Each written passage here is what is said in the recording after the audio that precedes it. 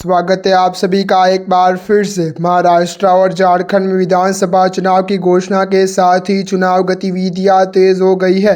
कांग्रेस ने अपने वरिष्ठ पर्यवेक्षकों को इन राज्यों में तैनात कर दिया है, जिससे आलाकमान ने अपने रणनीतिकारों और नेताओं को स्पष्ट संदेश दिया है कि वे यह सुनिश्चित करें कि हरियाणा की गलती नहीं होगी और चुनाव में कांग्रेस की सबसे बड़ी चुनौती एकजुटता के साथ चुनाव लड़ना है। इंडिया अलायंस के दलों के लिए भी यह चुनाव एक बड़ा परीक्षण है, क्योंकि कांग्रेस ने हरियाणा और जम्मू कश्मीर में अपेक्षाकृत अच्छा प्रदर्शन नहीं किया है। इसलिए कांग्रेस पर सीट शेयरिंग को लेकर बड़ा दबाव डाला जाएगा।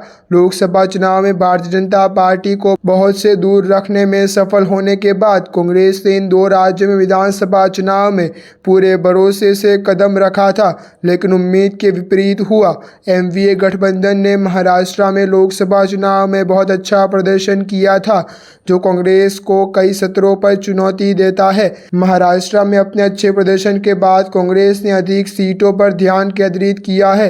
एनसीपी शरद पवार और शिवसेना यूबीटी हरियाणा चुनाव में कांग्रेस की जीत के बाद मोलतोल के लिए तैयार दिख रहे हैं, लेकिन इन दलों पर भी भाजपा को हारने के लिए महाराष्ट्र में कांग्रेस की शक्ति अनदेखी नहीं कर सकते। पिछले विधानसभा चुनाव में कांग्रेस और एनसीपी मिलकर भाजपा से पीछे थे, लेकिन इस बार शिवसेना उद्धव गुट के साथ आने से इंडिया गठबंधन की ताकत बढ़ी हुई नजर आ रही है, जबकि एनसीपी को विभाजित करने का दबाव भी है।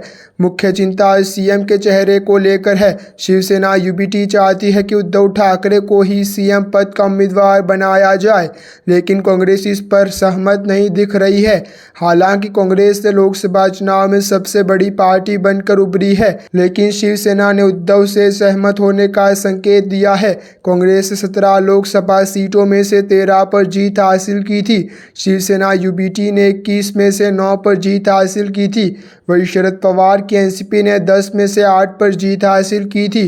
कांग्रेस को झारखंड में जेएमएम का जूनियर पार्टनर बनाना होगा, लेकिन सीट का बंटवारा भी महत्वपूर्ण होगा। पिछले विधानसभा चुनाव में कांग्रेस ने 31 में से 40 सीटों पर उम्मीदवार उतारे थे, लेकिन केवल 16 पर ही जीत हासिल की थी। जेएमएम का स्ट्राइक रेट चुनाव में बेहतर रहा था, जिसमें गठबंधन में शामिल आरजेडी ने 7 सीटों पर चुनाव लड़ा था और 1 सीट जीती थी। इस बार इंडिया गठबंधन का घटक सीपीआई एमएल भी गठबंधन में शामिल होने की इच्छा जाहिर कर रहा है, जिसमें पिछले बार 15 सीटों पर चुनाव लड़ा था और 1 सीट जीती थी। कांग्रेस और जेएमएम दोनों इस बार अधिक सीटों का दावा कर रहे हैं। कांग्रेस महाराष्ट्र में 110 से 115 सीटों पर चुनाव लड़ना चाहती है। पार्टी विधानसभा में 288 में से 110 से 115 सीटों पर चुनाव लड़ना चाहती है, जबकि 90 सीटें शिवसेना यूबीटी और 80 से 85 सीटें शरद पवार की एनसीपी के लिए छोड़ दी जाएगी।